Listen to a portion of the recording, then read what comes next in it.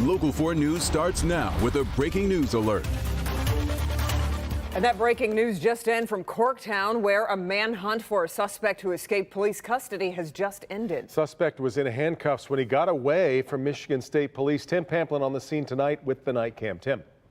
Quite a frantic scene here in Corktown tonight as we get the night cam settled down. There you go. A young man escaped to the grass, but now he's back in the long arms of the law, right there, handcuffs on. It all started with this young man being apprehended at the Greyhound bus station a few blocks south of here. He was put in handcuffs, but then escaped, was running through the neighborhood with cuffs on. Michigan State Police called Detroit Police for backup, called the K9 units and the aviation unit out. They've just taken this man back into custody, as you just saw. We got called into Michigan State Police to try and determine who this man is and why he was arrested in the first place. That's the scene in Corktown with the night cam. Tim Pamplin, Local 4. Okay, Tim. Primary season kicking off tonight in Iowa with 4 leading candidates vying for first place as we await results. The entire country watching what's happening in Iowa, and it could be a later night than many expected with the results delayed. Been a slow go this evening. The Democratic Party is citing quality control for the delay. But according to an NBC News entrance poll, not an exit poll, an entrance poll, 4 clear favorites have emerged: Bernie Sanders, Joe Biden, Pete Buttigieg, and Elizabeth Warren. No surprise on the Republican side, we should note. President Trump winning the Iowa Republican caucuses. President's victory pretty much assured, as no major Republican candidates are challenging him. We will follow Iowa here throughout this newscast and throughout the night. We'll have results as soon as they come in. And tomorrow at 6 a.m., NBC's Peter Alexander will join Local 4 News Today to talk about the results, the reaction, and they'll have analysis to what it all means, including for Michigan, because our primary comes up here about a month away. That it does.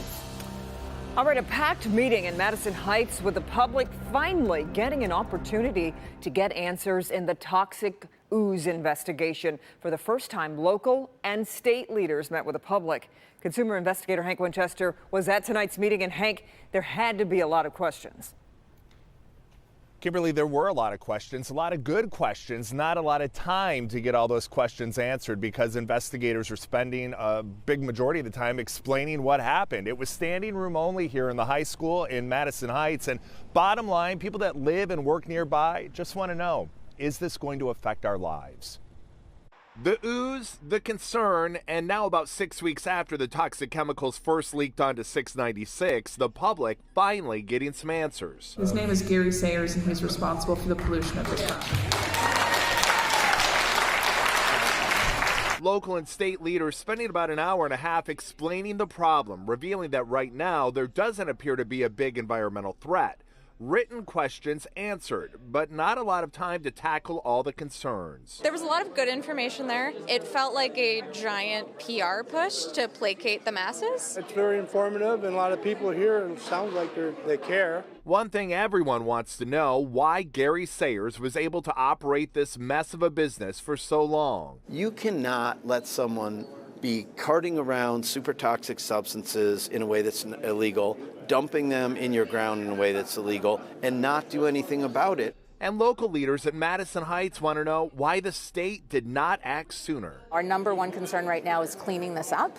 Get it out of my city, get it out of my soil. I want it gone. But then we also need to look at what are the procedural changes we can change. What can we do between the state and the municipalities? Back out here live, cleanup continues inside that building owned by Sayers on 11 Mile. Next step, figuring out whether it should be torn down, and if so, will Sayers pay for it? Also, local, state, and federal leaders trying to figure out how they can all get on the same page moving forward so something like this does not happen in your community. We're live here tonight in Madison Heights. Hank Winchester, help me, Hank. We appreciate you staying on top of it, Hank. Thanks. With sunshine, near record temperatures, all good, and it won't last. That's right. It's really going to be a shock to the system because Ben is tracking up to 5 inches of snow later this week, and tomorrow morning isn't looking great either. No, that is just the start, Kim, of our commutes that are going to be impacted by weather. 6 out of the next 8, and we'll track them down for you here in a second. There's a couple showers here down south of the state line, but you can see from the models tomorrow morning, even though we're anticipating just a few patches of drizzle, it's really not showing up on the models, so anything that does materialize is going to be relatively light. and pretty much most of us are going to get through with just a lot of clouds on Tuesday morning. But here are your 8 commutes starting tomorrow morning. That's the least of our concerns. Wednesday, we're looking at some light snow, but that is not the big event. That's coming Thursday morning, and then in the afternoon could see some additional snow. 2 more commutes affected by weather on Friday, but just to a lesser extent. So we'll look at how much we're expecting with that Thursday mess, and if this is going to continue through the rest of the weekend coming up in a few minutes. Guys. A meeting to promote diversity at Saline schools turns into a heated exchange. The discussion was in response to racist comments by high school students that surfaced last month on Snapchat. The comments were directed at 3 black students. Priya Mann in Saline and sat down with the parent at the center of today's controversy. Priya? Try being white and walk in a black neighborhood, see what happens. The man identified himself as Tom Bertel and says he has 6 kids in the Saline school district. His comments provoke the ire of parents.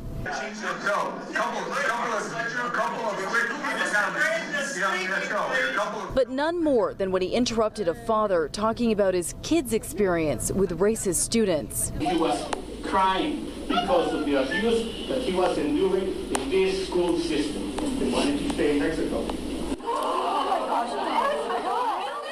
This morning was awful, and we're very glad you are here. Adrian and Lori Iraola own chalets in Saline. They say for years their kids were targeted because of their Mexican heritage. So they went to the district's Diversity, Equity, and Inclusion meeting Monday to support other parents fighting for change. They didn't expect to have racist insults hurled at them. I am glad that people are supporting us. I thank the gentleman for being vocal and expressing his opinion, because it will make everybody realize that this is not a figment of our imagination. This is real, and it's amongst us. They're hoping the Saline School District makes diversity training mandatory for teachers and holds students accountable. We say that the children are allowed to say these things because they're kids. Isn't working. It perpetuates the racism within the system. Now, after that racist Snapchat thread targeting black football players went viral, the district said these diversity meetings would be an important first step. It's not clear what, if anything, they plan to do following today's exchange. The board did not respond to multiple requests for comment. Reporting live, I'm Priya Mann, Local 4. Yeah. All right, Priya. The Warren City Council met tonight to discuss a planned medical marijuana facility at 11 Mile and Hayes. The plan has come under heavy criticism from homeowners in nearby Roseville because the center would be less than 150 feet from a residential neighborhood. Well, tonight the City Council agreed to look at amending the ordinance to include neighboring communities. We want to make sure we're in compliance with the Planning Enabling Act, Zoning Enabling Act, making sure that we are looking not just within the borders of the city of Warren, but also looking to our neighbors in Roseville, Centerline, because we find that most of the facilities, especially the dispensaries, are on the borders. And meanwhile, the Warren Planning Commission is scheduled to vote on the proposed marijuana center 1 week from today. Both sides present closing arguments in the president's impeachment trial. House impeachment managers say the president should be removed from office after being impeached for abuse of power and obstruction. But President Trump's lawyers say there's no solid proof his actions are impeachable, and voters should decide if the president stays in office. Senators will vote Wednesday. The Republican majority is expected to acquit the president. Meanwhile, tomorrow night, the president takes center stage to deliver the State of the Union at 9 p.m. You'll see that here on Local 4. He's expected to highlight his work on the economy. Also, we would expect he'll make a case for his re-election in November. Moments after the president speaks, Governor Whitmer and Texas Congresswoman Veronica Escobar will be the ones delivering the Democratic Party's response. We'll have that covered for you as well tomorrow night on Local 4 News at 11. Still ahead, it's the way most parents talk to their young children. And new tonight, how baby talk impacts a child's language skills. Ow! I have one running through the high school. He just hit me with my handcuffs. Stop running! An officer hit in the face during a traffic stop. How her K-9 partner took the suspect down moments later. But coming up first, his life dreams dashed. A Grosse Pointe teenager is turning his focus on how he can use his experience to help others from vaping. Contact that you've had since then with all of your friends, I got to believe that along with them being scared for you, they're scared for themselves. Yeah, because a lot of people are still finding it really hard to quit. Daniel's message to others, next. Help Me Hank is committed to defending the environment, and he continues to dig deeper on his toxic ooze investigation. Somebody needs to be held responsible for the lack of work that was done. Violation after violation, yet nothing is done until Ooze is coming out of the building in 2019. Yep, completely agree. Right now, crews working on cleaning up this mess. We've removed 11,000 gallons of contaminants so far.